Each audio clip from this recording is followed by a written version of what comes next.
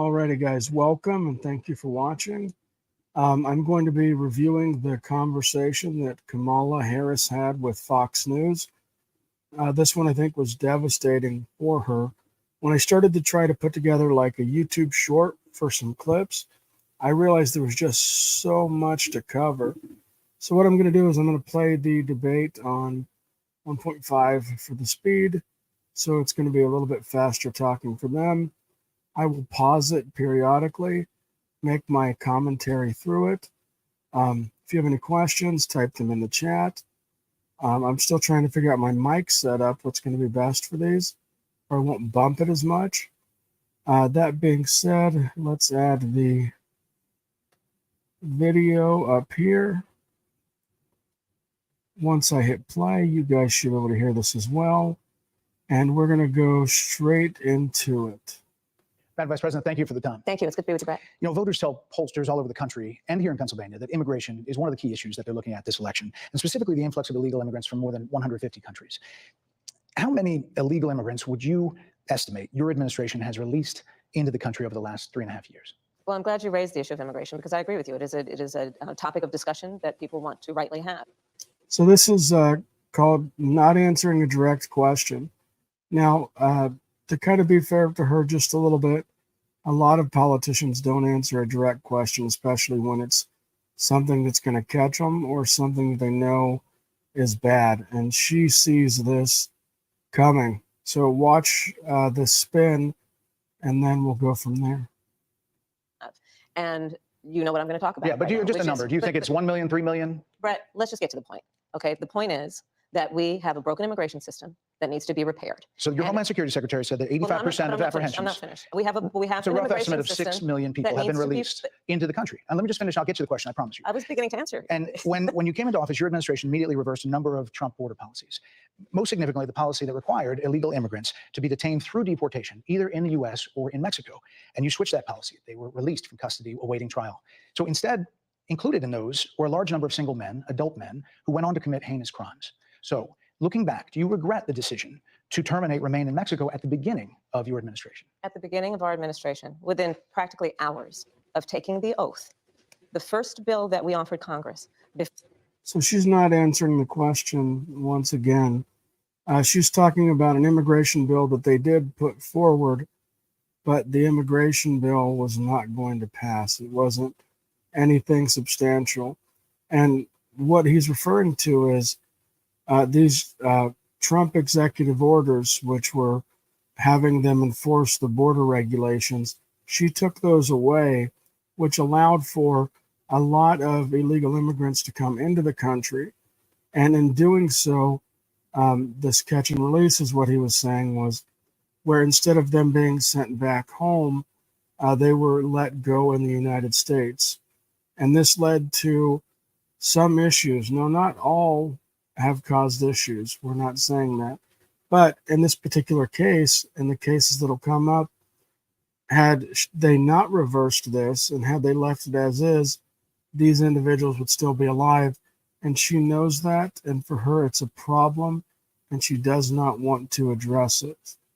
Before we worked on infrastructure, before the Inflation Reduction Act, before the CHIPS and Science Act, before the bipartisan Safer Communities Act, the first bill, practically within hours of taking the oath, was a bill to fix our immigration system. Yes, ma'am. It was called the U.S. Citizenship Act of 2021. Exactly. It was essentially a pathway to citizenship for the elite. Yes, ma'am. May I finish responding, please? But you have to let me finish. You had the White House and the House and the Senate, and they didn't bring up that bill. I'm in the middle of responding to the point you're raising, and I'd like to finish. Yes, ma'am. Sherrod Brown voted for the most conservative immigration bill in decades. So we will get stuck with a few commercials. I'm going to try to skip those as fast as we can. But as you see, he just pointed out they have the House, they have the Senate. You know, nothing got brought to the floor. So she's putting up like a smoke screen as a way to not answer the question. So let's get through this. And Sherrod worked with Republicans to write the law cracking down on the flow of fentanyl. But Bernie Moreno opposed the bipartisan border bill so he could play politics. Sherrod Brown fights for Ohio. Bernie Moreno's out for himself. Imagine making $453,000 in a single month as an affiliate marketer without. I'll have to get this figured. We recognized from day one that to the point of this. So I have to get this figured to where we don't have to get as many commercial interruptions or a way that I can pass it. I may have to, at some point, bite the bullet. And if I do a lot more of these, to make sure that, maybe get like YouTube Red. It's more money than what I wanted to spend in a month, but it'll at least keep the commercials away from you guys. All right, let's continue. This being your first question, it is a priority for us as a nation and for the American people. And our focus has been on fixing a problem. And from day one, then, we have done a number of things, including to address our asylum system and put more resources, getting more judges, what we needed to do to tighten up penalties and increase penalties for illegal crossings, what we needed to do to deal with points of entry between border entry points. That's the work we did, and we worked on supporting what was a bipartisan effort, including some of the most conservative members of the United States Congress, to actually strengthen the border. That border bill would have put 1,500 more border agents at the border, which is why I believe the Border Patrol agents supported the bill. So just to clear up some confusion, what she's referring to initially was at the beginning of the Biden administration. This second part that she's referring to is a bill that was going to potentially be brought up. And that was something that had a little bit of bipartisanship support, but Democrats rejected it and a lot of conservatives rejected it because of some issues within the bill. So he's asking her a question about the beginning of her time as vice president. And he's asking her that while she's doing everything to not answer it. Let's continue. It would have allowed us to stem the flow of fentanyl coming into the United States, which is a scourge affecting people of every background, every geographic location in our country, killing people. It would have allowed us to put more resources into prosecuting transnational criminal organizations, which I have done as the Attorney General, former Attorney General of a border state. Madam Vice President, a couple of prosecuted things. trafficking of drugs, guns, and human beings. And Donald Trump, but let me just finish. Six Democrats voted against that bill. Learned about that bill and told them to kill it because he preferred to run on a problem instead of fixing a problem. And in this election, this is rightly a discussion that the American people want to have. And what they want are solutions, and they want a president of the United States. So she's accusing Donald Trump of having the bill killed, but the bill was going to be gone. It was not something that was going to actually ultimately go through. She's also saying that Donald Trump is wanting to run on an issue, not fix an issue. What she's wanting to do is to pretend to fix an issue to run on that. We're just not having any of that. Who's not playing political games with the issue, but actually is focused on fixing it. 6 Democrats voted against that bill. It would have allowed 1.8 million illegal immigrants into the country a year. A lot of conservatives had a problem with it. These are the 6 Democrats. But more importantly, back to the original premise, Jocelyn Nungari, Rachel Morin, Laken Riley, they are young women who were brutally assaulted and killed by some of the men who were released at the beginning of the administration, well before a negotiated bipartisan bill. Former President Clinton actually referred to Laken Riley Sunday, campaigning for you in Georgia, saying if those men had been properly vetted, Laken Riley probably would not have been killed. So if it wouldn't have happened, this is well before any negotiation. This is well before Donald Trump got involved in the politics. This is a specific policy decision by your administration to release these men into the country. So what I'm saying to you, do you owe those families an apology? Let me just say, first of all, those are tragic cases. There's no question about that. There's no question about that. And I can't imagine the pain that the families of those victims have experienced for a loss that should not have occurred. So that is true. It is also true that if a border security had actually been passed 9 months ago, it would be 9 months that we would have had more border agents at the border, more support for the folks who. So 9 months at the end of a presidential term that you started 3 years earlier, where you let all these people in, would not prevent the deaths that he's mentioning now. She's saying, hey, it'll prevent these potential and this, what could happen, in theory. But the thing is, he's asking her, hey, you did this, this led to that. You didn't do anything until now to pretend to run on fixing an issue instead of actually fixing the issue. Who are working around the clock trying to hold it all together Madam Vice President, to ensure that no future harm would occur. And this election in 20 days will determine whether we have a president of the United States who actually cares more about fixing a problem, even if it is not to their political advantage in an election, because there was a solution, Brett. Madam Vice President, it was a policy decision in the early part of your administration. I will let one of the mothers talk about it. Take a listen. Because of the Biden-Harris administration open border policies catch and release, they were enrolled in the Alternatives to Detention program. This meant that they were released into the United States. It was not even a full 3 weeks later that they would take my daughter, Jocelyn Nungari's life. I believe the Biden-Harris administration open border policies are responsible for the death of my daughter. That's the early days So do you owe them an apology is what I I'm will saying. tell you that I am so sorry for her loss. I'm so sorry for her loss, sincerely. But let's talk about. So I'm so sorry for her loss is not an apology. It's not an omission of, hey, we did this thing where we let these guys go, and in letting these guys go, a handful of them committed these violent crimes. And had we not let these guys go, and had we actually enforced the border security, this would not have happened. So you got to be very careful when you hear people apologize. I know every one of us has heard that time where they say, I'm sorry you're upset. Well, that's not an apology for what I may have done that offended you. That's a way of like saying, hey, I feel bad about the scenario in a roundabout way, but I'm not admitting fault, but I'm pointing it back at you or someone else. And she classically is trying to do that here. What is happening right now with an individual who does not want to participate in solutions? Let's talk about that as well. But do you want to answer in all her? fairness, I told you, I feel awful for what she and her family have experienced. During that time, you said repeatedly that the border was secure. When in your mind did it start becoming a crisis? I think we've had a broken immigration system transcending, by the way, Donald Trump's administration even before. Let's all be honest about that. I have no pride in saying that this is a perfect immigration. So I want you to hear that, because they've tried to say from their vantage point that it's Donald Trump who's messed up the border. It's Donald Trump who's caused all these issues.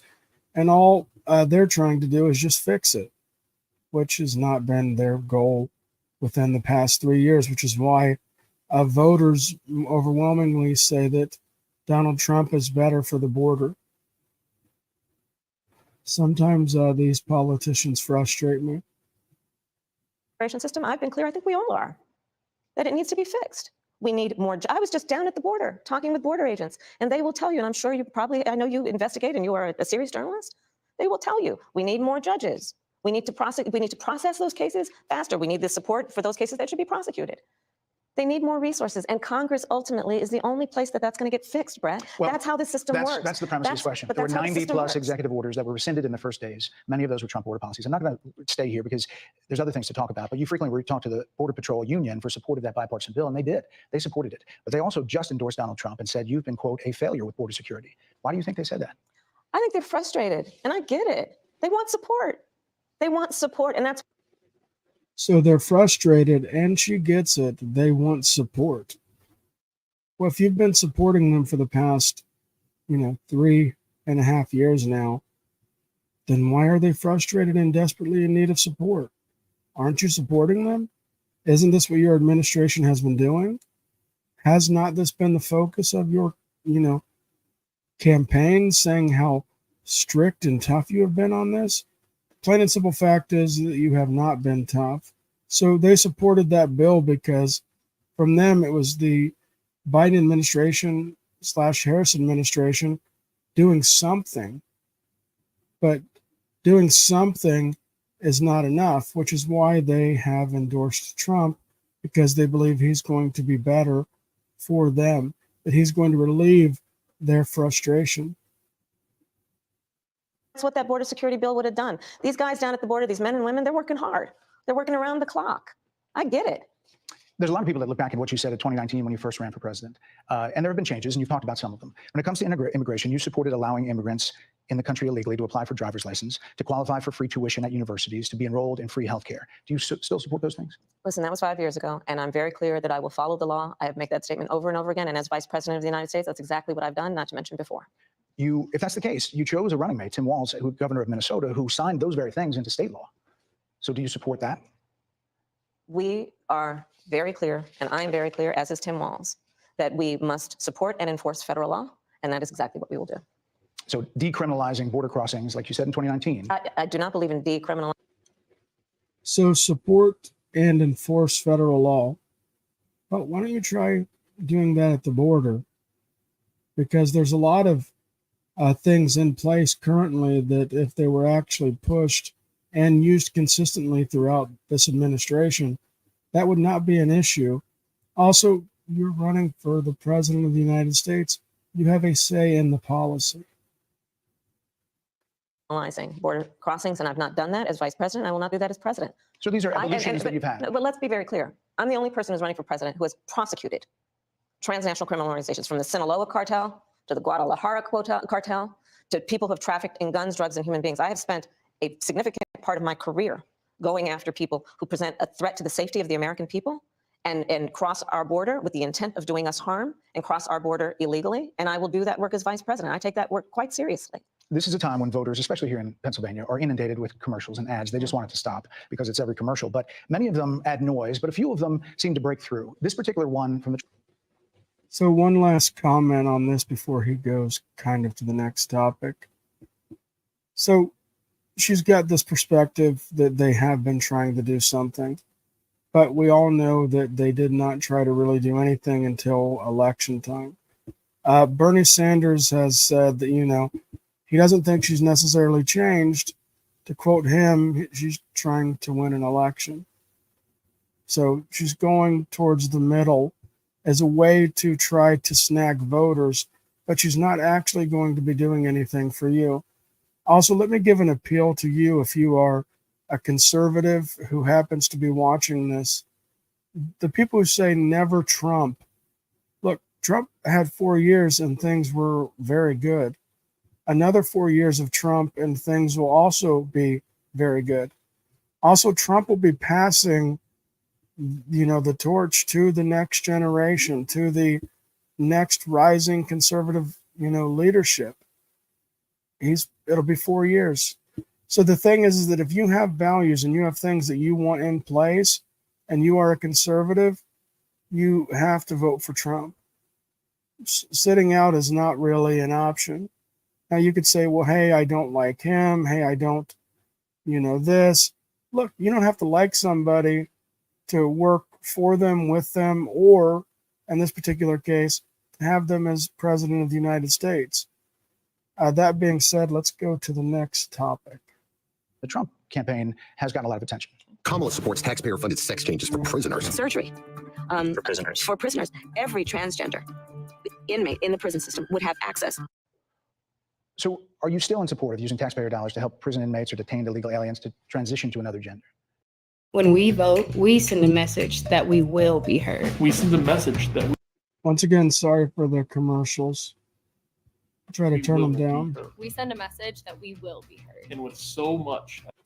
At least then you won't have to hear the volume of these. And as soon as I can skip it, I will skip it for you guys, I promise. I'll work on trying to not run into that next time. All right, here we go. And it's a law that Donald Trump actually followed. You're probably familiar with, now it's a public report, that under Donald Trump's administration, these surgeries were available on a medical necessity basis to people in the federal prison system. And I think, frankly, that ad from the Trump campaign is a little bit of like throwing stones when you're living in a glass house. The Trump aides say that he never advocated for that prison policy and no gender transition surgeries well, you got to take responsible for what happened in your administration. Yeah, no surgeries happened in his presidency. It's in black and white. Would you still advocate for using taxpayer dollars for gender reassignment I would surgeries? follow the law, just as I think Donald Trump would say he did. You would have a say as president. Like I said, I think he spent $20 million on those ads, trying to create a sense of fear in the voters because he actually has no plan in this election that is about focusing on the needs of the American people. Whereas at $20 million on that ad, on an issue that, as it relates to the biggest issues that affect the American people, it's really quite remote. And again, his policy was no different. Look at where we are, though. On plans for the American people, I'm offering a plan to deal with affordable housing. I'm offering a plan to deal with... I would like you to take a moment after this video to just go to YouTube and search for Kamala Harris campaign ads and see all the wonderful waste of money that they're doing, not talking about their policy, but for all intents and purposes trying to rip Trump a new one. That being said, you have to really pay attention. What she's doing is she's trying to pretend like she's not making the same kind of campaign commercials. This is a heavily dishonest person. with what we need to do to strengthen small businesses, which are the backbone of America's economy. I am offering a plan that is about taking care of young parents and giving them the support they need. My plans for the economy will strengthen the economy, as have been reviewed by 16 Nobel laureates, Goldman Sachs, Moody's, and recently the Wall Street Journal, which have all studied our plans and have indicated my plans for our economy would strengthen our economy, his would make them weaker, would ignite inflation and invite a recession by the middle of next year. Those are the facts. Why do you think more people say they trust him on the economy than they trust you? I think that when you look at an analysis of our plans for what we would do as president of the United States, it has been clear to those who study and understand how economic policy works that moving forward, because I do believe the American people are ready to turn the page on the divisiveness and the type of rhetoric that has come out of Donald Trump. People are ready to chart a new way forward, and they want a president who has a plan for the future and a plan that is sound and will strengthen our country. My plan for the economy does exactly that. His plan would be, again, to give tax cuts to billionaires and the biggest corporations in our country and blow up our deficit. It's interesting you said turn the page, Madam Vice President. You were asked on 2 different shows last week what, if any. This is going to be a really good question that he's about to set up. But let me hit this thing about the tax policies. I don't know if he asked this in here or if it was the other interview. I've played back several of these over and over again as I'm trying to work through what's the best kind of short clips to bring to you, or whether or not it needs to have a full video like this. And so the issue with like the different plans is that some economists agree with her plan, some don't. The other issue is she doesn't know how she's going to actually pass any of that or how she's going to get it without the support of Congress. When asked, you know, how are you going to do this wish list? Crickets. Anything you would do differently than President Biden? Here's what you said. Would you have done something differently than President Biden during the past 4 years? There is not a thing that comes to mind in terms of, and I've been a part of most of the decisions that have had impact. Under a Harris administration, what would the major changes be and what would stay the same? Sure. Well, I mean, I'm obviously not Joe Biden. I know. And so that would be one change in terms of, but also I think it's important to say with, 28 days to go, I'm not Donald Trump. So you're not Joe. So when asked,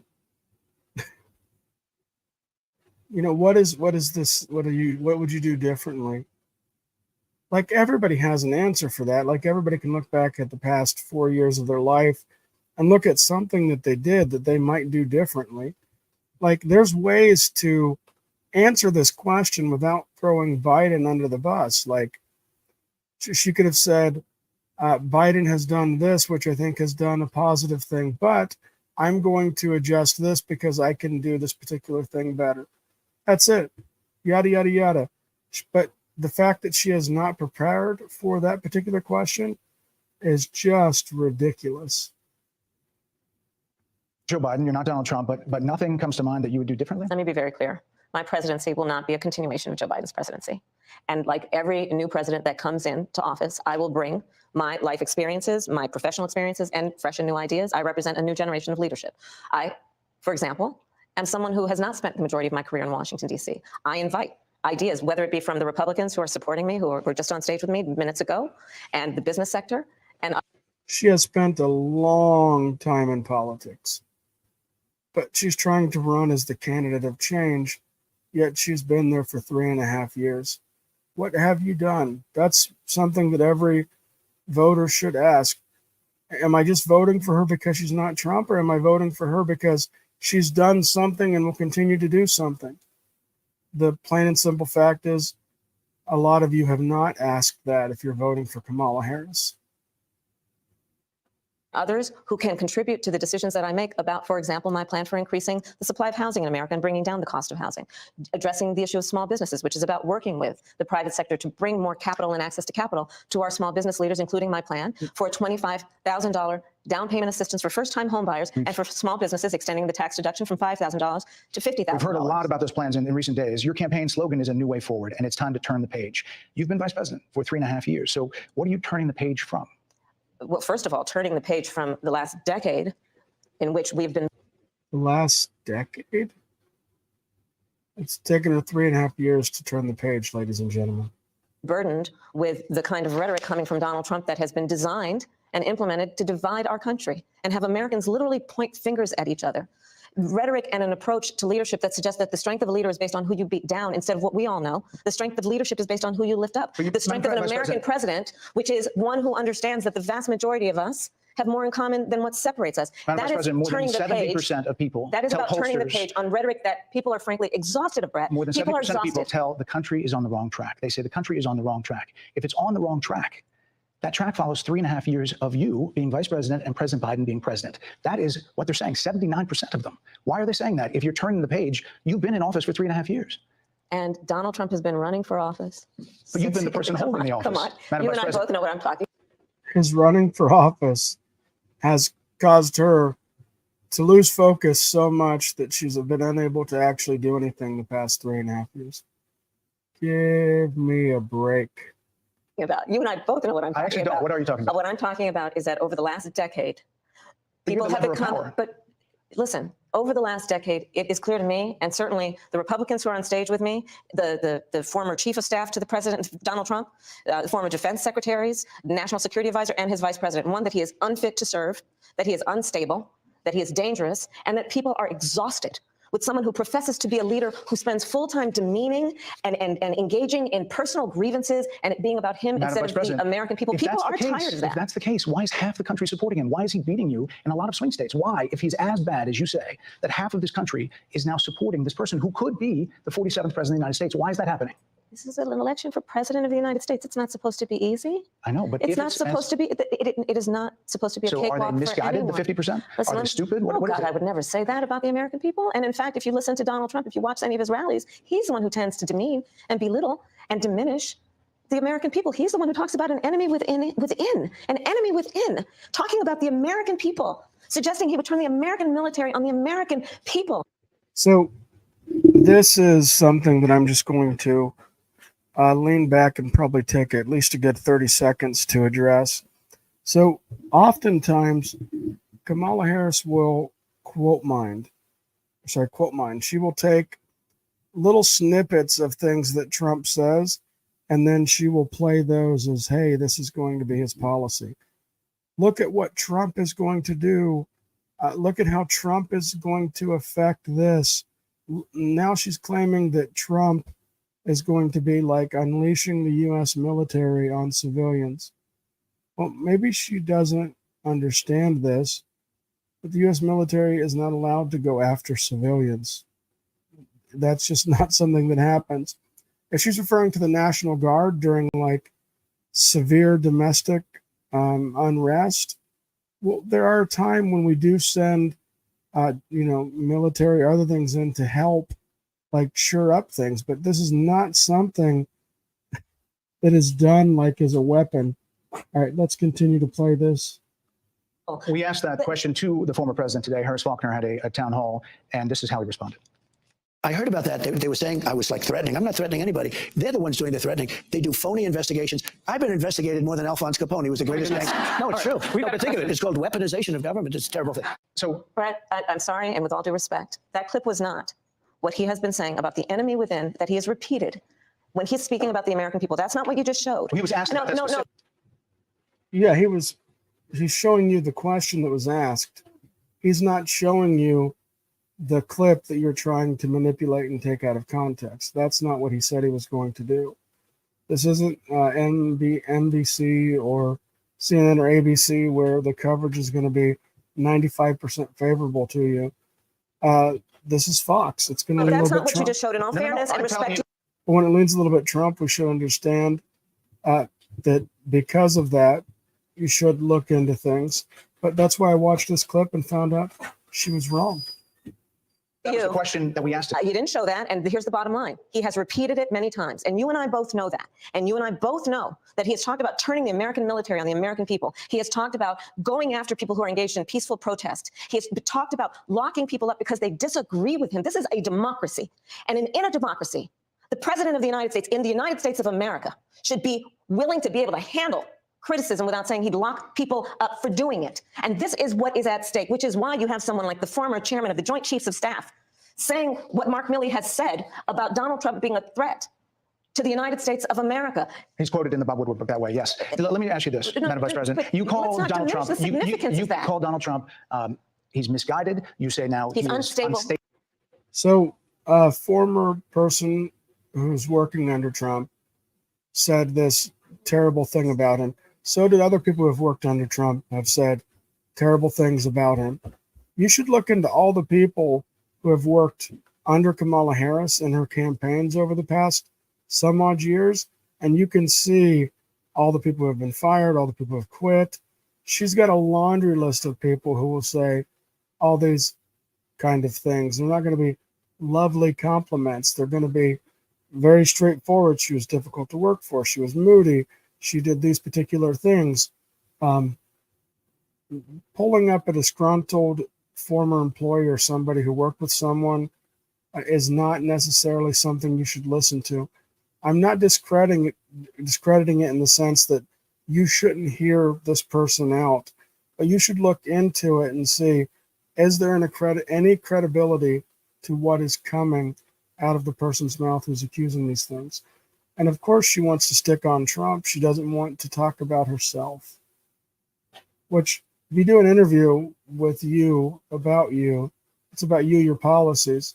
It's not an interview with you about Trump and Trump's policies, although it is fair to talk about Trump's policies a little. Stable? He is unstable, Brett. He's not well. You say he's mentally not stable? He's not stable. Let me ask you this. You told many interviewers that Joe Biden was on his game, that ran around circles on his staff. When did you first notice that President Biden's mental faculties appeared diminished? How does everyone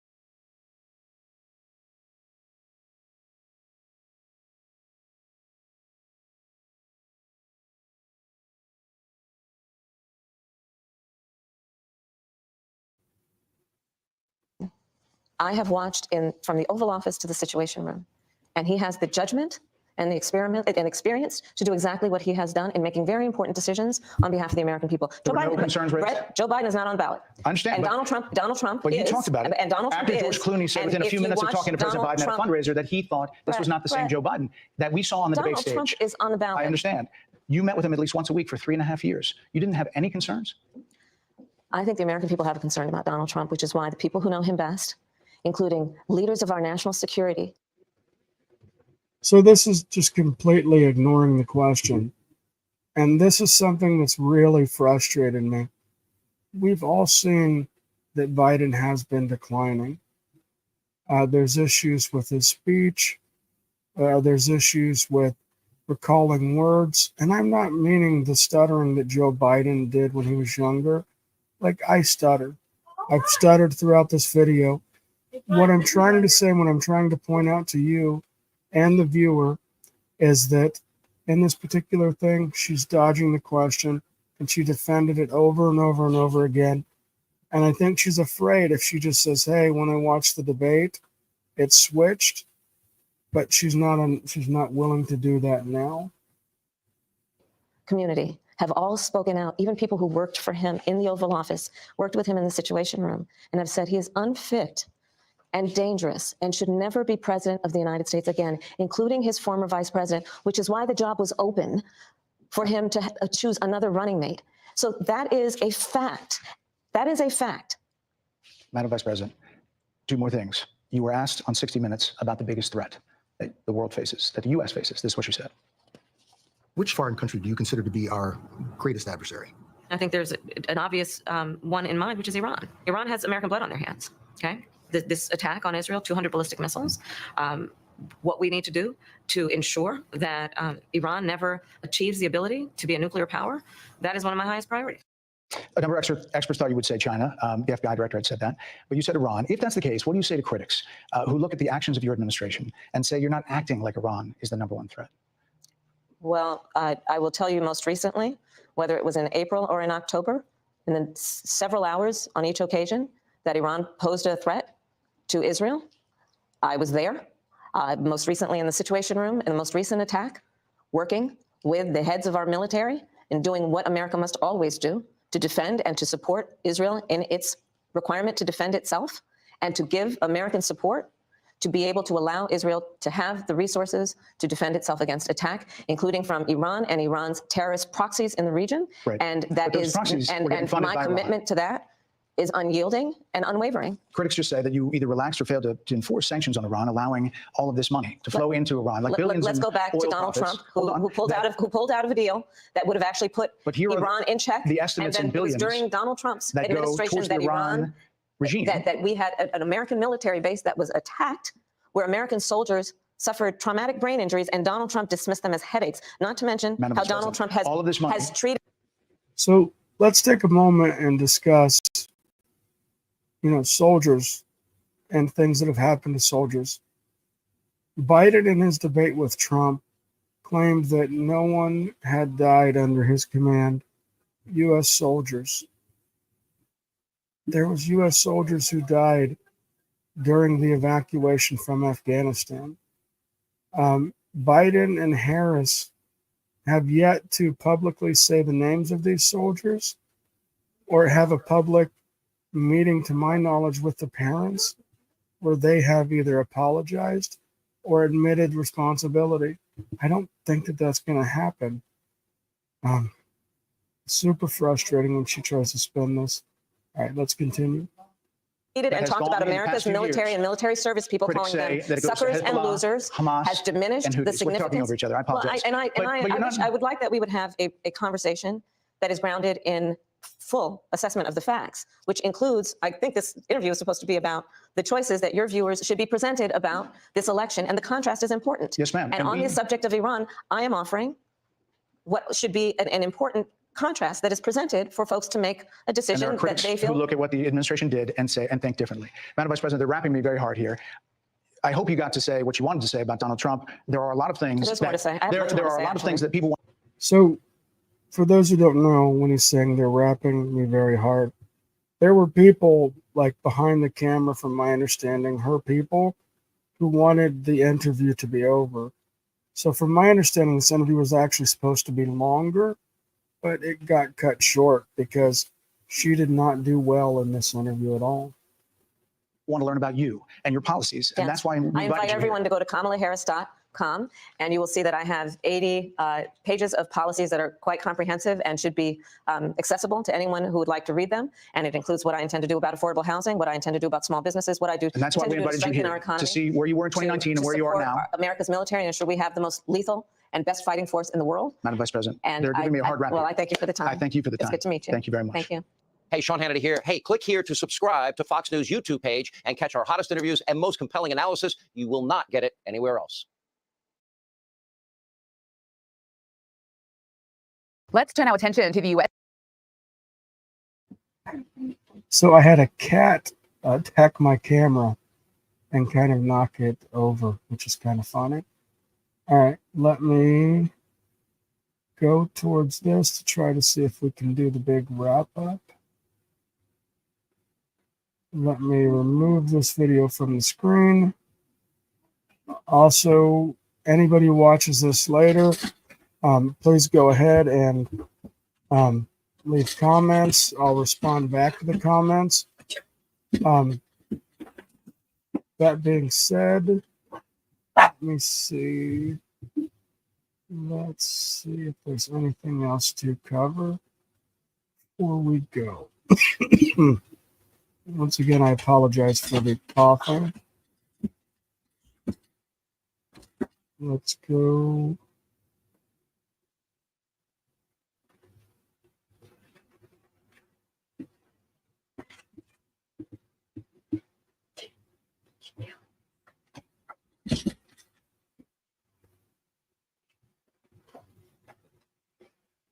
So here is something that I would like to show you.